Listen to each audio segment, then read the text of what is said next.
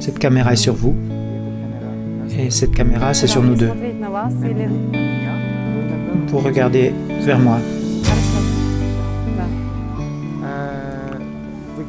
Vous parlez anglais? Je ne parle pas tellement bien anglais. Alors en russe. Pouvez-vous vous présenter? Votre nom, votre âge? Je m'appelle Marina. J'ai 36 ans, mais je vais avoir 37 ans. Quel est votre emploi? En ce moment, je fais le ménage dans les maisons. J'ai une haute éducation. J'ai fait l'université comme manager en analytique et j'ai travaillé dans des chaînes de radio et télévision gouvernementales. Je suis tombée enceinte et donc j'ai arrêté de travailler. Et ensuite, mon mari a disparu. Et j'ai dû trouver un emploi.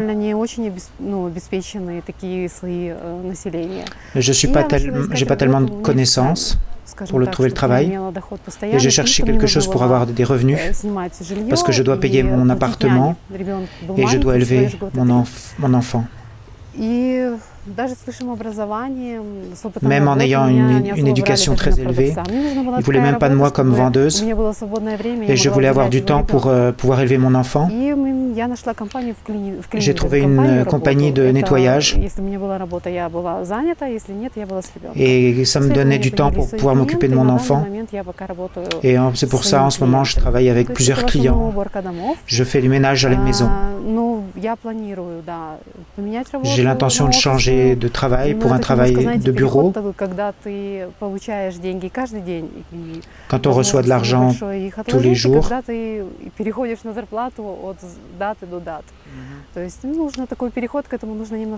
et je dois me préparer à ça pour un changement d'emploi. Donc vous avez un enfant? Oui, j'ai un fils, il a 8 ans, il s'appelle Nikita. Il a terminé la 2e année. Il va aller dans la 3e année. 8 ans. Ça fait longtemps que vous êtes séparés? Non, mon mari est mort. Ça fait déjà 3 ans qu'il est mort. Et depuis ce temps-là, je m'occupe de mon fils. Ça fait longtemps que votre mari est mort? Ça fait 7 ans. Alors ça veut dire que votre fils ne se souvient pratiquement pas? Il s'en souvient avec mes mots, mais le papa doit être le meilleur. Il a quelques souvenirs. Il y a eu peu de temps. Vous savez, j'ai pas le temps d'aller dans les discothèques. Et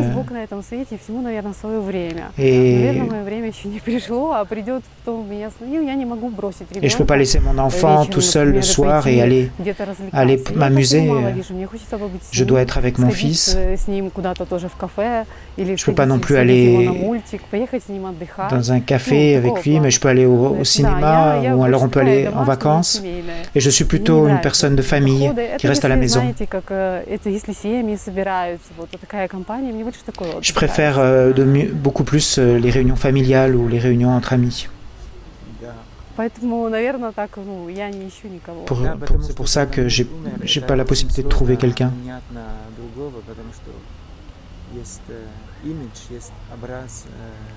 C'est difficile parce que votre fils, vous devez avoir une image de votre mari qui est décédé. Non, je pense que chaque personne est différente. Chaque personne a son individualité. Je cherche quelqu'un qui va devenir ami avec mon fils. Mon fils est très sociable et je pense qu'il va trouver une langue commune avec n'importe quel homme, mais il n'a pas beaucoup d'énergie masculine. Il est tout le temps avec sa mère, moi j'ai 2 sœurs, et la grand-mère, c'est un club de femmes autour de lui.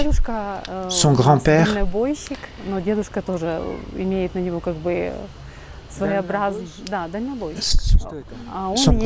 il travaille dans une compagnie et il part conduire des camions pendant 2 ou 3 mois. Mais il ne travaille pas en Ukraine, il travaille dans les pays baltiques.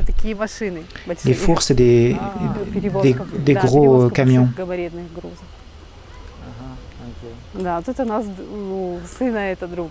Oui, pour mon fils, son ami, c'est le grand-père.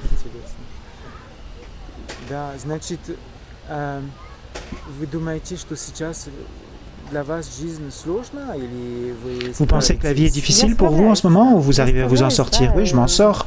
Je fais des efforts. Parfois je suis triste, parfois j'ai peur, comme tout le monde, hein. Mais je m'en sors, ça fait tellement d'années. Mon fils, il devient un ado, pose des questions, mais je m'en sors.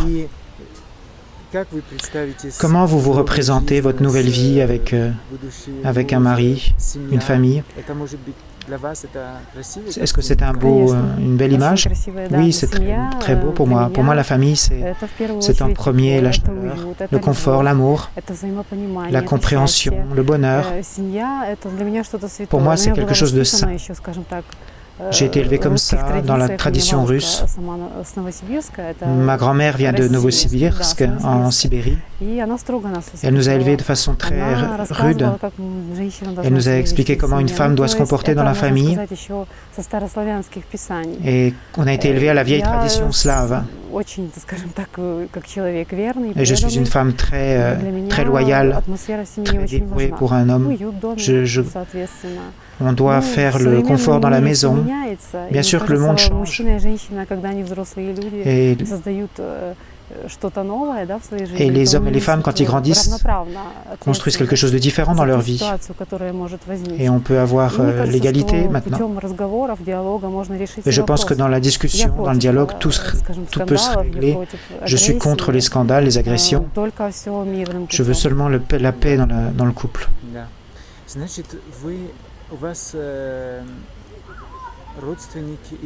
Alors, ça veut dire que votre famille vient de Novosibirsk? Oui, ma grand-mère vient de Novosibirsk. Et mon grand-père de Kuban. Kuban. C'est une ville? Non, c'est une partie de la Russie en ce moment. Je ne savais pas où c'était. Vous regarderez sur Internet. Et ma mère, ses racines, c'est l'Ukraine et la Pologne. Vous êtes déjà allé à Novosibirsk? Oui, on vivait à Novosibirsk. Mon père était militaire. On a beaucoup voyagé dans des pays. Il est allé en Afrique, il est allé en Géorgie, ensuite à Novosibirsk, ensuite en Biélorussie. Et quand il était en Biélorussie, il est tombé en retraite. Et ensuite, on est revenu ici, chez ma mère.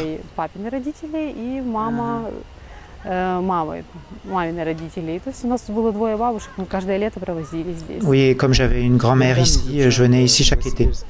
J'ai déjà étudié à Novosibirsk. Oui, c'est une belle ville, une grande ville. On vivait dans Akademgorodok. C'était là qu'il y avait la partie militaire. Il y avait des écoles, des garderies, des magasins.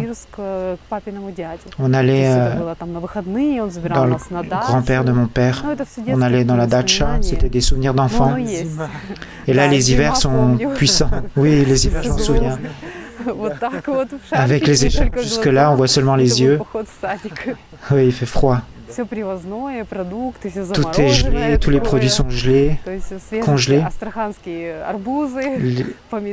Les melons d'eau, les bananes sont congelées aussi. C'était merveilleux. Oui. Et c'est pour ça qu'en été, on venait ici à partir du mois de mai. Il nous amenait à la mer. Jusqu'à quel âge vous étiez à Novosibirsk? Jusqu'à 5 ans. Et ensuite en Ukraine? Non, ensuite en Biélorussie. C'est là que je suis allé en première année. J'avais 6 ans. Ensuite, en Biélorussie, j'ai fini la 8e classe. Et après, je suis allé en Ukraine en 9e classe. 9, 10, 11. Et ensuite, je suis allé à l'université. Ok. Intéressant. Et vous avez des critères définis concernant l'homme que vous voulez rencontrer?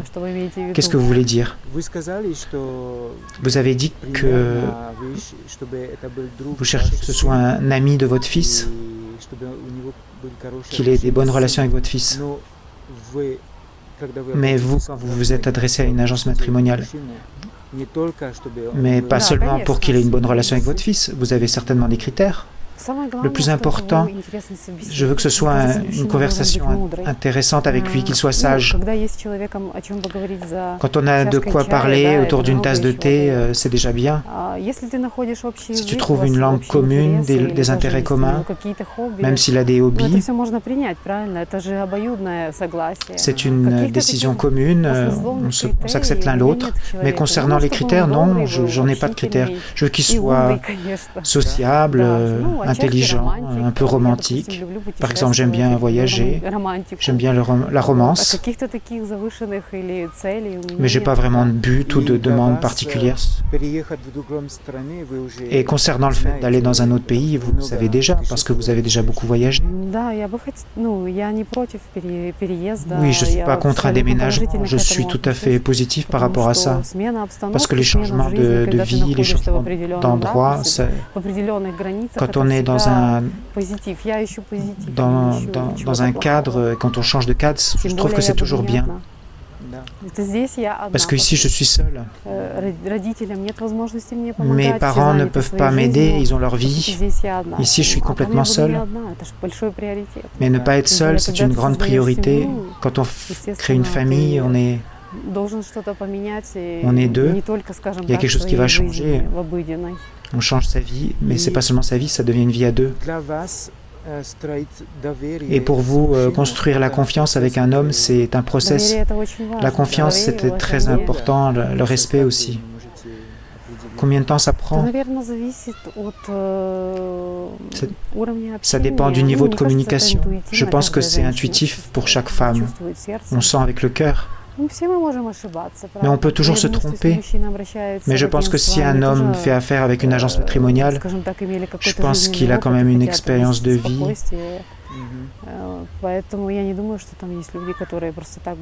Je ne pense pas qu'il y aura des hommes qui vont simplement perdre leur temps pour mentir dans une agence matrimoniale. Mais bien sûr, dans cette situation, il y a beaucoup qui dépend de l'homme. Il prend beaucoup de responsabilités. Rencontrer une femme à l'étranger avec un enfant, c'est un gros pas dans sa vie pour cet homme-là, bien sûr. Oui, c'est une grosse responsabilité. Oui. Dernière question. Vous pouvez parler de vous en dehors du travail et vous occuper de votre fils. Qu'est-ce que vous aimez faire? Je suis une femme très active, je fais du sport, ou la nage, le fitness. Je suis toujours en déplacement.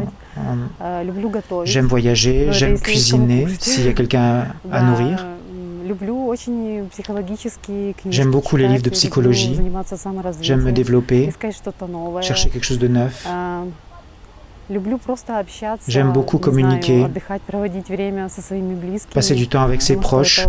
À notre époque, je pense que c'est très important. J'aime le confort, la chaleur. Je voudrais recevoir de l'amour et en offrir en retour. Je ne me mets pas du tout de barrière devant moi. Je cherche quelque chose de nouveau pour moi. Il y a toujours des nouvelles priorités. Même changer de profession, ça ne me fait pas peur. Changer de sphère. Et aussi, je voudrais beaucoup être utile pour quelqu'un. Je voudrais apporter quelque chose dans ce monde, aider les gens, aider quelqu'un, me sentir utile. Oui, très important. Pour pas que la vie se passe pour rien. Merci beaucoup. Magnifique entrevue. They said that just one look and I'd get caught too. There's something about you,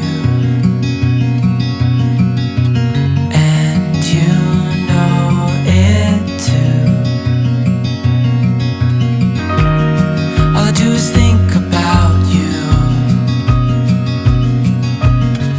Your eyes, your scent, your touch is all I dream.